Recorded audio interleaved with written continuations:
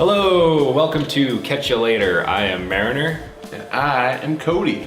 And we are here with our matching 2015 KLR 650s.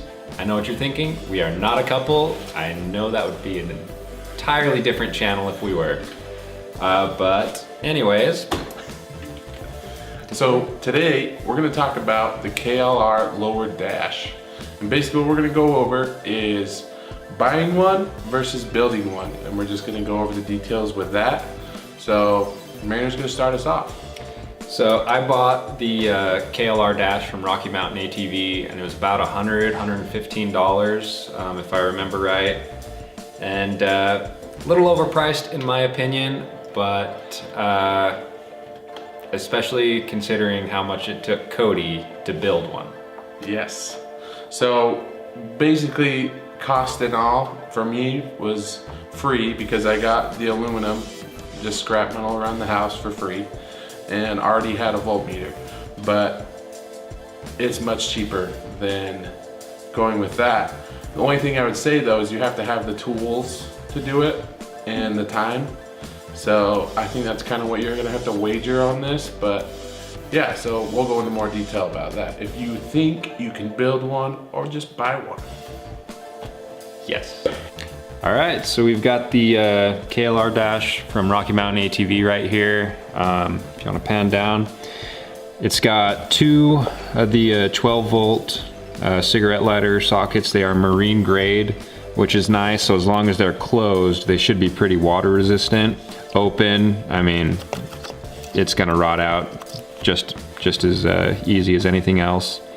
So if you're riding in the rain, you just wanna make sure they're closed. It's got an on-off switch here, so you can shut everything off, turn it on, it shows your battery voltage, and I think it also turns on your outlets here. This switch here is just a secondary one, doesn't do anything right now. On the terminals, they are empty, so if you've got auxiliary lights or anything else you want to run off of this switch, it's a real nice, convenient, and clean place for a switch. The switches themselves are water resistant as well. This is a really thick, solid plastic from my understanding. For $100, I was expecting aluminum, but you know, it seems pretty sturdy, and really there's no chance in hell of you breaking this thing. I mean, if this thing breaks, you're probably dead anyway, so you won't care. It really clears everything. I mean, they put a lot of time into the design of this, from what I understand. And bolts on really easy, just 2 bolts here. Real simple to get to. It's nice and solid. Yeah,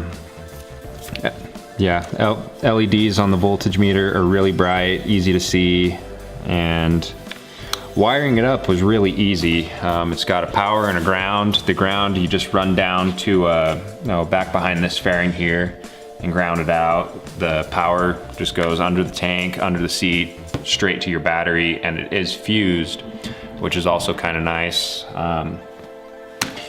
Yeah, ultimately for the price, again, I think it's overpriced. If you can build it, I would suggest that. But if you don't have the time, don't have the know-how, don't have the tools, or if you just want it done quick, this is a very nice one. It's very sturdy, well made. The wiring is all heat shrinked and everything like that. So that is all I have to say about that for now. I've only had it on there about a month, so we'll see after I take it out into the weather, see how it holds up. Oh, and one thing I want to point out is the sockets that they use have lock points. So here it can wiggle out, but if you put the ends of your adapter there onto the lock points, it's a lot more sturdy. So again, I haven't used this too much. I don't know how much they're gonna vibrate out, but I mean, it's kind of a nice little touch in my opinion. So anyways, that is the bought KLR dash. Now we're gonna go over to the built KLR dash. Like, all right, so now we're gonna go over the built version. I'm gonna point it out with my good finger that I cut the tip off of recently. So after I saw his dash and how much he paid for it, I was like, no way, I'm freaking poor, I can't do that. But I loved the dash, it's cool. As you can see, I didn't add everything he did. I did add my voltage meter with USB ports on either sides too. And then my bike also has heated grips, as you can see there, and it's just kind of Velcroed on there. You could, you know, make a hole and bolt it down. And then also I just thought it was convenient to throw the G-Shock on there and have time, so why not? What I started out with though was essentially something like this. And it was, like I said, modeled off of the regular KLR dash. And all I did was just took a flat piece of cardboard, cut it to what I thought would probably fit, and then started putting it in, test fitting, and then cutting off as I needed, and just moving for clearances, and to the point where I have, you know, what's on it now. What I use for the aluminum, it's 1/8 inch aluminum. You could probably go a little thicker if you wanted to, but I wouldn't go any thinner than that.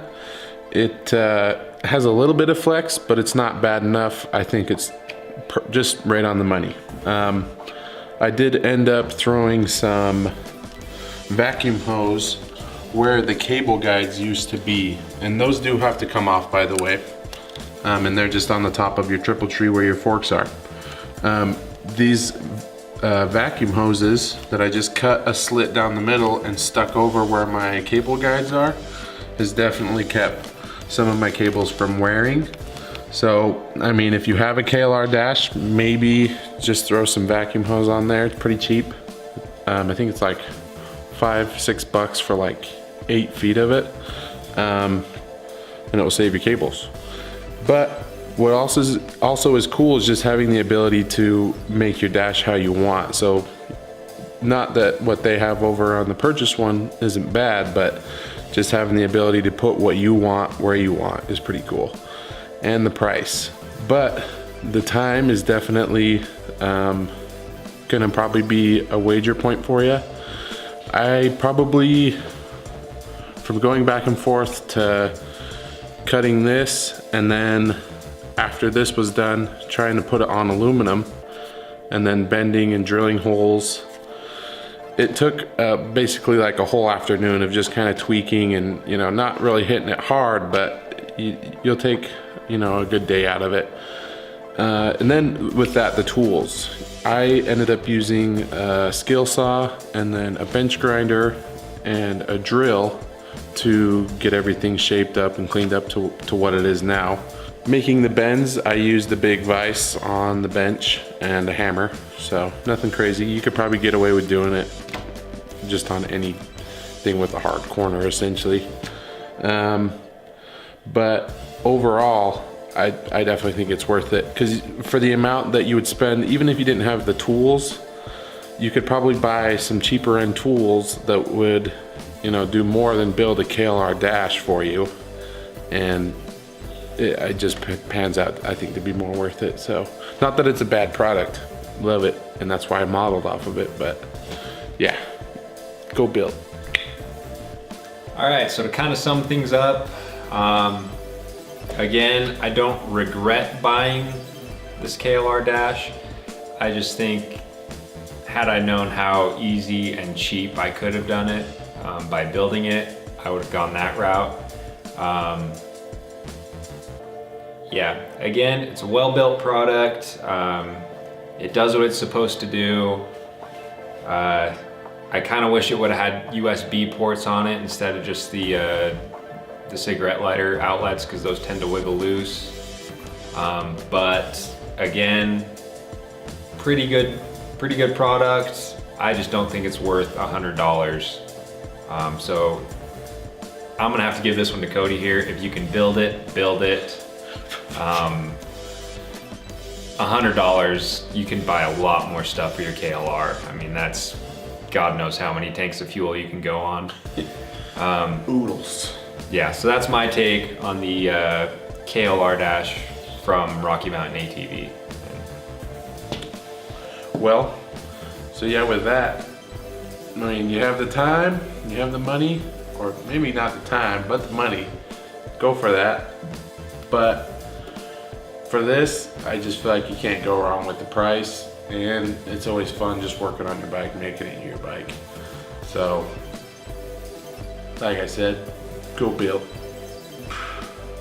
Yeah, I mean, that voltmeter was what, 15 bucks maybe? Yeah. And then you can put however many switches on you, so Yeah. $50, I mean, and you probably got that entire thing made if you've got the tools. Yeah, So, definitely. yeah.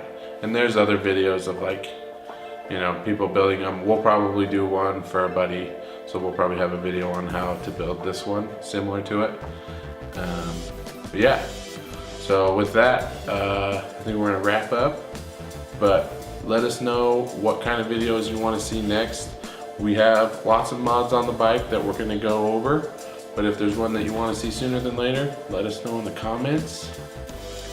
We've also got some riding videos in the works.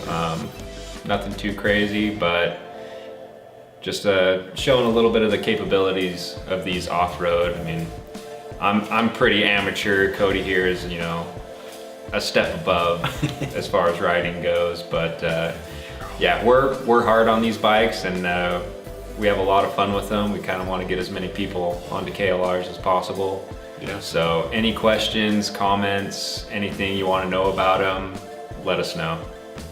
KLR for life, bro. Catch you later. Yeah. All right, dude. That was good. Bringing in the KLR commute.